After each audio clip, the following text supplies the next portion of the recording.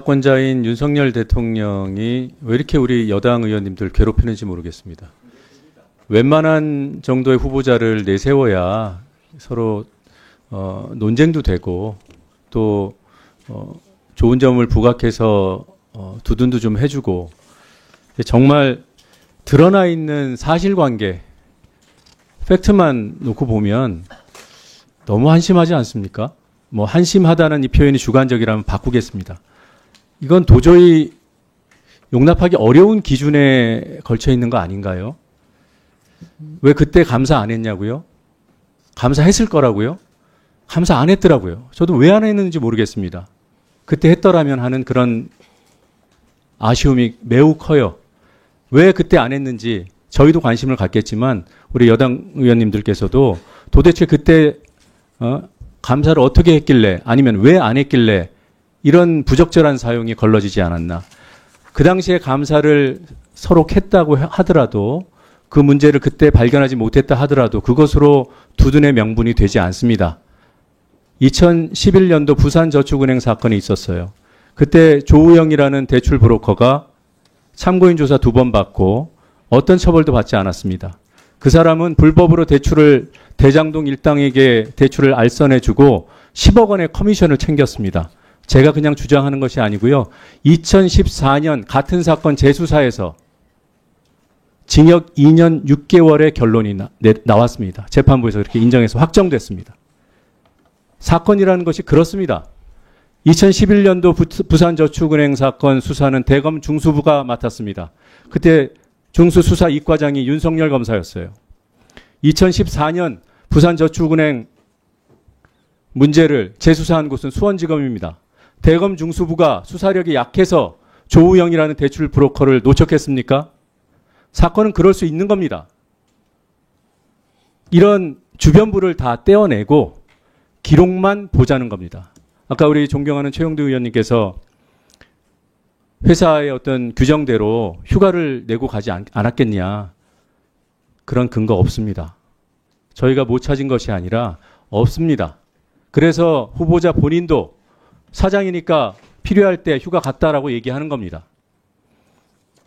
오늘 참 희한한 일을 마주했습니다.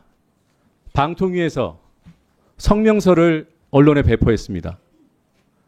이진숙 후보자와 같은 시기에 문화방송 MBC에 계열사, 지역사, 사장 등 경영진 일동이라고, 경영진 12명 일동이라고 조금 전에 우리 최 의원님께서 말하신 그 핵심 내용.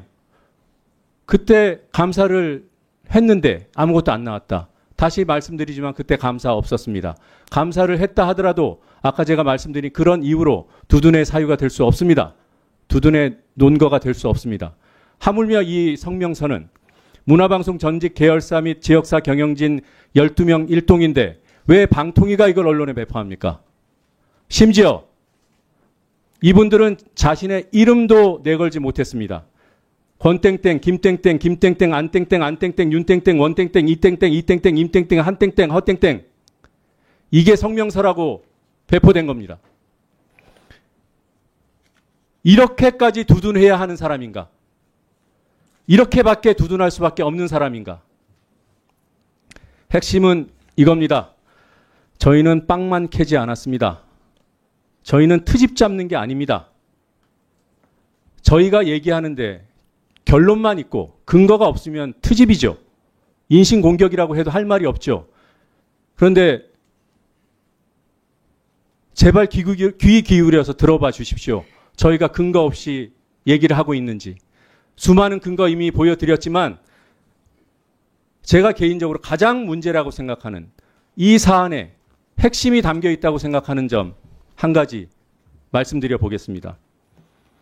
제출된 법인카드 이진숙 당시 대전 MBC 사장이 소지하고 다니던 카드입니다.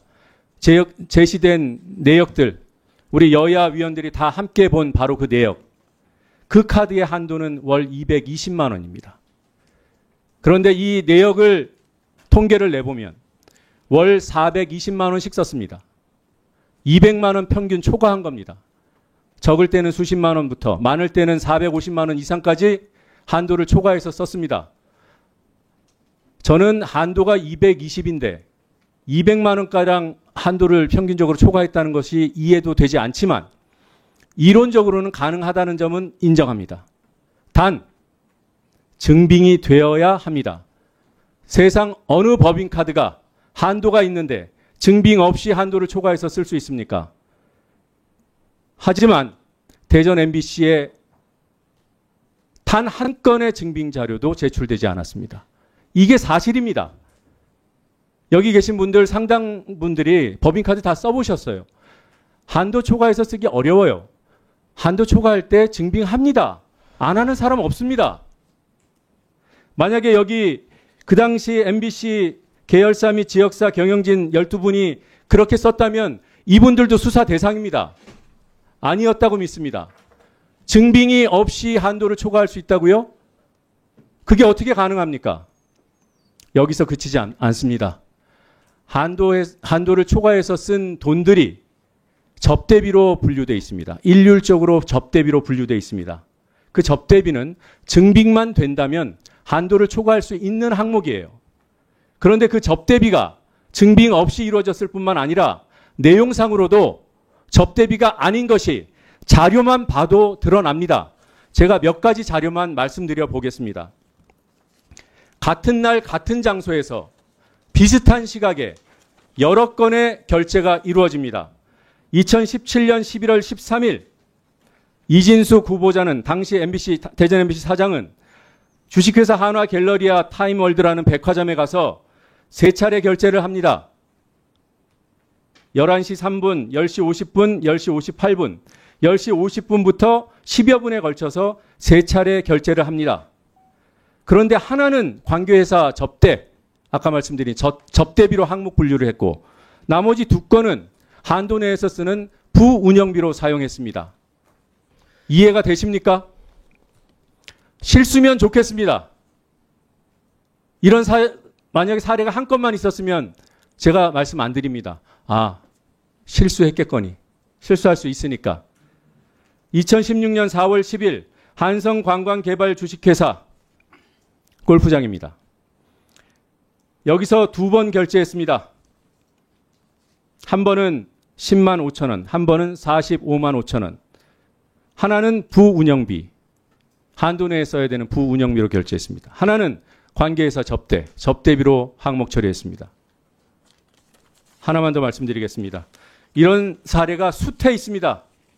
호텔 엠베서더 특급 호텔입니다. 2017년 2월 11일 같은 날에 2번 결제했습니다. 한 번은 관계회사 접대, 한 번은 부운영비. 도대체 이게 가능하냐고 여쭤보지 않을 수가 없습니다. 이런 것을 두둔해 줄 수 있겠습니까? 이해해 줄 수 있겠습니까? 월별로 부운영비, 한도 내에 쓰는 부운영비로 사용한 금액 한 번도 220만 원을 넘어본 적 없습니다. 당연하죠. 관계회사 접대 2015년 3월 160만 원 초과, 2015년 4월 94만 8천 원 초과, 이렇게 매달 초과합니다. 2015년 9월에는 289만 원 초과, 2016년 6월 340만 원 초과, 한도가 220만 원인데 300만 원 넘게 더 썼습니다. 2016년 8월에는 무려 437만 원을 초과했었습니다. 최고 기록을 말씀드려 볼게요. 2017년 3월 박근혜 대통령이 탄핵되던 그 시점 무려 453만 7천 원을 초과해서 썼습니다. 아까 말씀드린 대로 증빙자료 단 한 건도 없습니다. 아까 말씀드린 대로 같은 곳에서 같은 날 쓴 여러 건의 명세를 자기 멋대로 어떤 것은 운영비, 어떤 것은 접대비로 이미 분류했습니다. 이게 허위작성이 아니면 도대체 뭘 가지고 허위작성이라고 하고 배임이라고 해서 사람들을 처벌할 수 있겠습니까? 이런 사람이 장관급에 올라가 있는데 누굴 처벌할 수 있겠습니까? 그래놓고도 법치주의를 얘기할 수 있겠습니까? 그래서 다시 처음으로 돌아가면 저는